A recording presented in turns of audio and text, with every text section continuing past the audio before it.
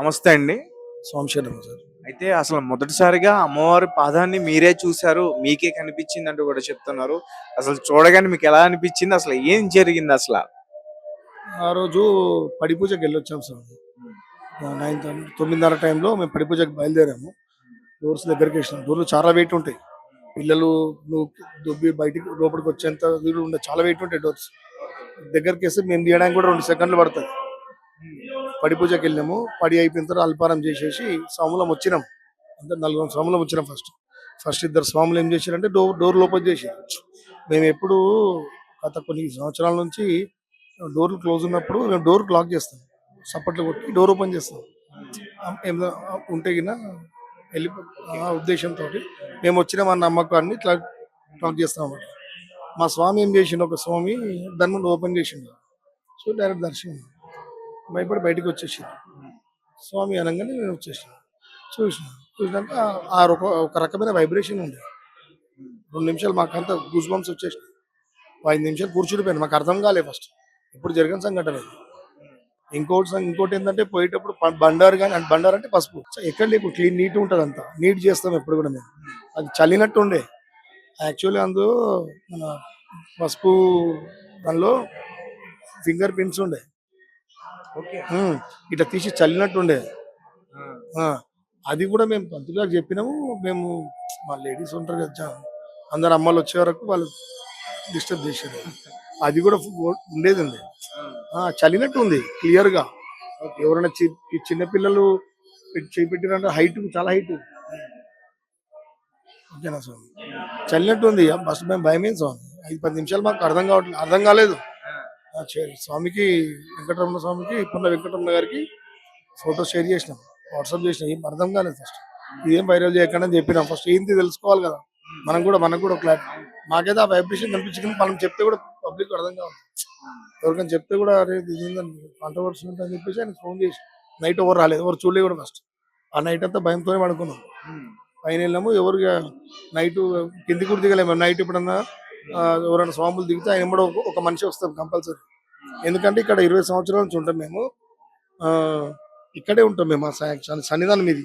ఇక్కడ అయ్యప్ప పడి పెట్టుకుంటాము. అది మేము పడుకున్నారు. ఇక్కడ గజ్జల సప్పుడు వస్తుంది రెగ్యులర్గా. మంగళవారం ఫ్రైడే వస్తుంది ఖచ్చితంగా. ఈ అమ్మ తల్లి అని జరుపుకుంటాము. ఆమెను శరణ తలుచుకుంటే మళ్ళీ వెళ్ళిపోతుంది. అట్లా మాకు 15 సంవత్సరాలు జరుగుతుంది. గుడిలో ఇక్కడంతా తిరుగుతుంది అమ్మవారు కంప్లీట్ గా. ఇప్పుడు గజ్జల సప్పుడు దూరమైన కొద్ది ఏ సౌండ్ వస్తుందో, దగ్గరకు వచ్చి ఒక జాగా నిలబడ్డప్పుడు ఏ సౌండ్ వస్తుందో ఇక్కడ జరుగుతుంది రియల్ గా. మీరు ఎప్పుడైనా అబ్జర్వ్ చేయొచ్చు. 1:30కి వచ్చి 2:24 అదృష్టంలో ఎన్నో ఇళ్ళ నుంచి వింటున్నాం మేము. కానీ సాక్షాత్తు దర్శనం అయితే మేము ఫస్ట్ టైం చూసినాం సార్. అంతే కదా, పొద్దున్న లేచి మేము డోర్లు వేస్తాం. అప్పుడు ఎటువంటి ప్రాబ్లం ఉండదు మాకు. అమ్మవారు ఎటువంటి బస్తీలో తిరుగుతుంది అమ్మవారు. ఇట్లా వచ్చి వెనక ఈ లేన్ లోపలికి అక్కడ నుంచి ఇట్లా తిరిగేసి మళ్ళీ ఇక్కడికి వస్తుంది. 1 అవర్ అవుతుంది ఆమె రావడానికి. తిరిగి ఇక్కడికి వస్తుంది. ఇక్కడికి వచ్చేసరికి గజ్జల సప్పుడు ఆగిపోతే అప్పుడు రిలాక్స్ అనుకుంటాం. అట్లా అమ్మవారిని కొన్ని సంవత్సరాల నుంచి మేము వింటున్నాము. అంటే చూడం కాదంటే వింటున్నాం, సౌండ్ వింటున్నాం. పైన ఎప్పుడైతే మేము సన్నిధానం పైన పెట్టుకున్నామో, అంటే ఇప్పుడు ఇబ్బంది అవుతుంది ఇక్కడ చాలా మంది వస్తుంటారు. ఎప్పుడైతే పైనకి అయితే మా సన్నిధానం చేంజ్ అప్పటి నుంచి సౌండ్ మంది అయిపోయింది. అది ఏమో మరి ఇన్ని సంవత్సరాల స్వాములకు మరి మళ్ళీ నేను ఉన్నాను ఉనికి చాటుకున్నాను అనుకుంటుందా అమ్మ, ఈ జాగ్రత్తగా అనేసి అలానే దర్శనం అయింది స్వామి. అది జరిగిన సంగతి. స్వామి పొద్దున 6 o'clock వచ్చి పూజ చేసుకుని అయినా 5:30కి అట్లా పూజ చేసుకుని వచ్చేసారు. వచ్చినాక అందరికి అర్థం కాలేదు ఫస్ట్. అందరు కమిటీ వాళ్ళందరూ పిలిచారు. ఆ టైంలో కూడా అందరూ 100% భయపడదు స్వామి. ఇంకా అది చూసి అర్థమైపోయింది. యాక్చువల్లీ పిక్చర్ మీకు క్లారిటీ అంటే ఫస్ట్ మేము దించిన ఫోటో ఉంటుంది. ఆ టైంలో మేము స్పాట్లో దించిన టైంలో ఇది అన్నమాట యాక్చువల్ ఫోటో. ఇది ఇట్లా క్లోజ్ ఉంటుంది. సో గైస్ చూస్తున్నారు కదా, అమ్మవారు ఫస్ట్ ఫోటో అంటే ఆ పాదం ఫస్ట్ ఫోటో ఇది. సో అంటే కొంతమంది భక్తులు అక్కడ పసుపు చల్లడం వల్ల మారిపోయింది మొత్తం. అండ్ ఈ విజువల్ నా దగ్గర కూడా ఉంది. ఒకసారి నేను మీకు ప్లే చేసే ప్రయత్నం చేస్తాను. అండ్ ఇది ఫస్ట్ ఇట్లా ఉన్నది, ఫస్ట్ వీళ్ళు తీసిన పిక్ ఇది. ఎంత క్లియర్ పిక్చర్, చిన్న అవతారం. ఇంకో విషయం ఏంటంటే అమ్మవారు పాదుకలు ఉంటాయి లోపల గర్భగుడిలో. అవే సైజు ఉన్నాయి పాదాలు సేమ్. మేము ఏం చేసినాం ఫస్ట్ పొద్దున్న కమిటీ మెంబర్స్ అందరూ వచ్చేసరికి మేము అక్కడే ఉన్నాం. పొద్దున్న స్నానం చేసి పూజ చేసుకొని కిందనే ఉన్నాం. ఇక వాళ్ళందరూ పిలిచినాక ఫస్ట్ పంతులు లోపలికి పోయినాక పాదాలు చూసి పాదుకలు ఉంటాయి పూజ చేయడానికి. ఆమె క్లియర్ గా చెప్పింది, నేను చిన్న పాప అవతారం ఉన్నా, మీరేం భయపడకండి, నేను ఉన్నా, ఏం పడన్నట్టుగా. సో వాళ్ళు రంగం ఎక్కే అమ్మ ఉంటది, సుశీలమ్మ, అమ్మ భవిష్యాన్ని చెప్తారు. ఆమెను తీసుకొచ్చి ఆమె 2 సెకండ్లు వచ్చేసింది అన్నమాట. ఇవన్నీ మేము అంటే సాక్షాత్ మేము చూసినాం లైవ్ దగ్గర నుంచి. అది చెప్తుంటే మాకు ఇట్లా అవుతుంది, అది జరిగిన విషయం అది సార్. నా భవిష్యవాణిలో కొన్ని మంచి విషయాలు తెలిసినట్టు కూడా చెప్తున్నారు. అండ్ అమ్మవారి యొక్క రూపం కూడా తను తెలియపరిచింది, నేను చిన్నపిల్లని అని చెప్పి. అసలు ఏంటి ఏమేమి చెప్పింది ఒకసారి మా భక్తులందరికీ కూడా అర్థమయ్యేటట్టు చెప్పండి. నిన్న భవిష్యవాణిలో నేనేం చెప్పారంటే అమ్మవారి వయసు 5, 7, 9 ఈ వయసు గల్ల బిడ్డని నేను. నాకు ఇదే రూపం, ఈ వయసులో ఉన్న బిడ్డకి ఏ విధంగా అలంకరిస్తారు ఆ విధంగా మాకు అలంకరిస్తుర్రు. అన్ని విధాలుగా నాకు మంచి పూజలు జరుగుతున్నాయి.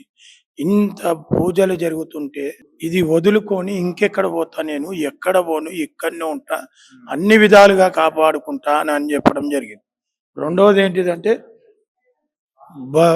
ఆపద వచ్చింది కాబట్టి నేను బయటికి వెళ్ళినాను, కాపాడడానికి బయటికి వెళ్ళినాను. నేను తిరిగి మళ్ళీ దేవాలయానికి వచ్చినాను. ఏ రోజైతే నా పాదము దేవాలయం బయట కనిపిస్తే ఆ రోజు నేను తిరిగి దేవాలయానికి రాను అని ఈ మాట చెప్పడం జరిగింది. మాకు బోనాలు ఉత్సవాలు, దసరా నవరాత్రి ఉత్సవాలు చాలా సంతోషకరంగా చేసిర్రు. మాకు ఇక నుండి శుక్రవారం, మంగళవారం 2 రోజులు ముక్కు పుడక పెట్టి అమ్మవారు అభిషేకం చేయించమన్నారు. ఖచ్చితంగా మేము గతంలో శుక్రవారం చేసే వాళ్ళము, ముక్కు పుడక మా అమ్మవారికి పెట్టలేము. ఇప్పుడు ముక్కు పుడక నిన్న ఒక భక్తురాలు చేయిస్తా అని ఫోన్ చేసి చెప్పడం జరిగింది. చెన్నైలో ఉన్నారు ప్రస్తుతం వారు. రేపు దేవాలయానికి వస్తా అన్నారు. వారు ముక్కు పుడక చేయిస్తా అన్నారు. ఇక నుండి ముక్కు పుడక పెట్టి అమ్మవారికి అభిషేకం జరుగుతుంది. ఇంకొక భక్తురాలు ప్రతి మంగళవారం తానే అభిషేకానికి పూర్తి ఖర్చు బాధ్యత తీసుకొని తాను చేయిస్తానని చెప్పడం జరిగింది. భక్తులు ముందుకొస్తారు, అమ్మవారు కోరిన కోరికలన్నీ కూడా చేయడానికి సిద్ధంగా ఉన్నారు.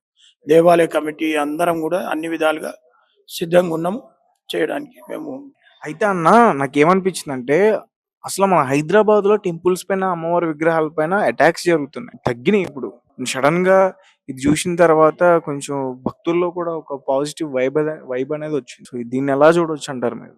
నల్లపోచమ్మ అమ్మవారు అంటే శివునికి పార్వతి అమ్మవారికి మొదటి సంతానం.